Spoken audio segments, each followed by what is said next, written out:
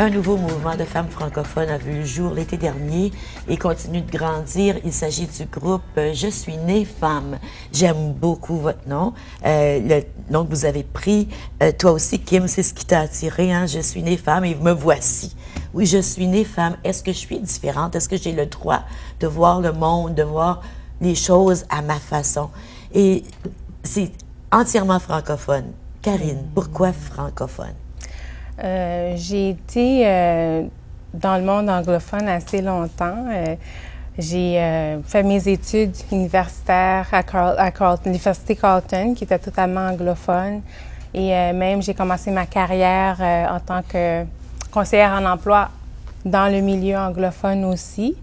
Et lorsque... Tu as vécu à Toronto? Oui, j'ai vécu à Toronto aussi. Alors... pour moi, c'est comme si mon côté francophone a comme été oublié, ou je l'ai mis de côté. Et mais j'entendais souvent des anglophones qui disaient, bon, les francophones, ils sont aigris, ils ont toujours un problème de comportement et bon, qu'on ne parle pas leur langue, ils sont toujours fâchés. Beaucoup de commentaires, parce que souvent, quand j'interagissais avec eux, ils ne savaient pas que j'étais francophone. Alors, ça m'a toujours énervée, si je peux dire.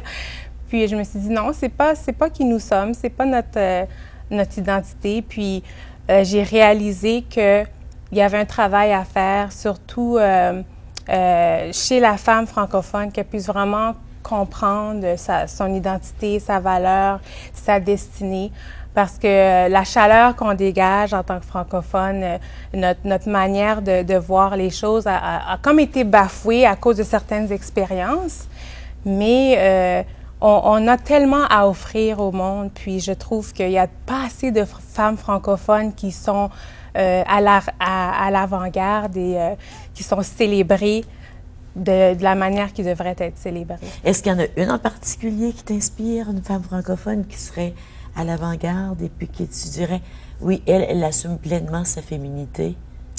Quelqu'un qui est vraiment connu, je pourrais pas dire. Non, il n'y a personne qui vient en tête présentement. Est-ce que vous en avez une en tête? Bien, Michael Jean, certainement. Oui!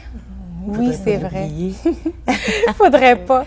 Mais vous voyez, ça ne vient pas automatiquement parce que souvent, on la voit puis elle parle anglais.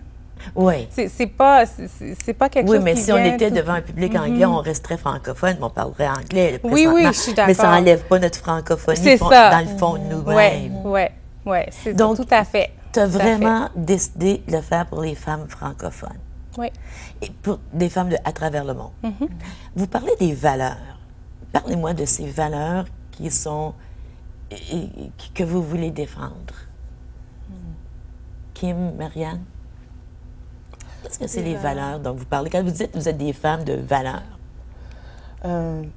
Des valeurs comme l'amour, la paix dans le monde. Je crois que toute femme est d'accord pour dire l'amour, la paix, la joie. Oui. Oui. Beaucoup de joie. On veut mettre la joie lorsqu'on est, soit dans notre entourage, dans notre famille, au travail, un sourire, un cœur, la joie. Ça fait toute une différence. Donc, l'amour, la paix, la joie, la générosité, l'entraide, le partage. La bonté. La bonté, oui. Le pardon. Oh.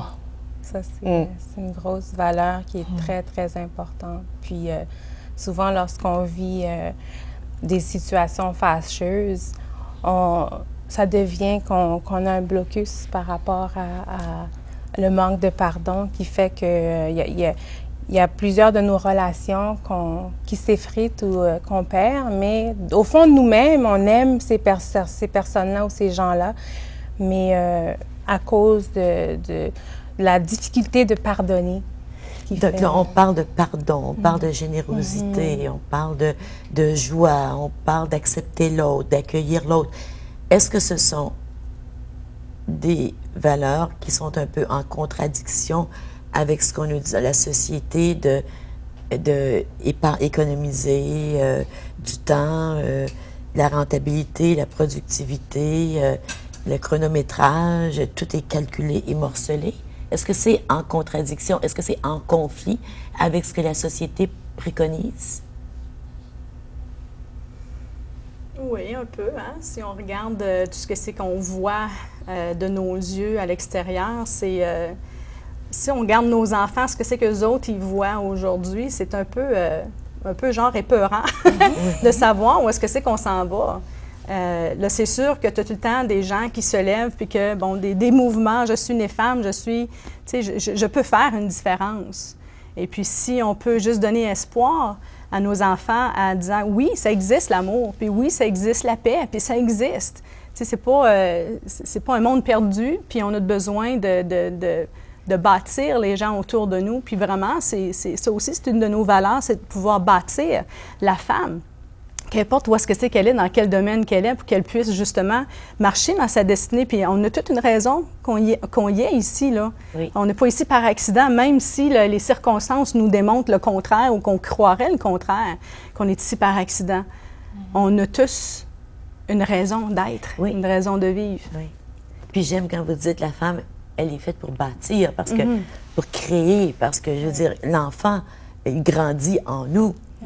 C'est nous qui l'alimentons, c'est nous qui prenons soin de lui, c'est lui, les premières années de sa vie, il est complètement collé à la maman, qu'on le veuille ou non. Même si le papa est là, il peut venir soulager la maman un peu, mais l'enfant, pour l'enfant, c'est un étranger. Au début, le papa, il faut qu'il soit là, il faut qu'il joue son rôle, mais on crée, on aide à développer. Donc, ce qu'on fait pour l'enfant qui est en nous, il faut le faire pour notre communauté et puis pour notre monde. Exactement. Ça vous fait pas peur quand vous voyez le monde dans quel état il est? Quand on regarde en Haïti, que ça fait 1 an là, qu'il y a eu la catastrophe. Tu es originaire d'Haïti, Karine? Toi, tu es originaire d'où? Oui, mes parents sont originaires d'Haïti. Tes parents, toi, tu es né ici. Je suis née ici. Donc, mais quand vous voyez que ce soit en Haïti, que ce soit au Congo, vous avez eu une femme du Congo qui est devenue membre, que ce soit partout, au Pakistan, partout sur la planète, les femmes ici aussi, les femmes dans les autochtones ici, les femmes souffrent, pas les femmes, les peuples souffrent. Et puis, nous continuons à donner la vie. Nous continuons à dire, la vie, c'est la joie. Est-ce que c'est pas un peu contradictoire, ça aussi?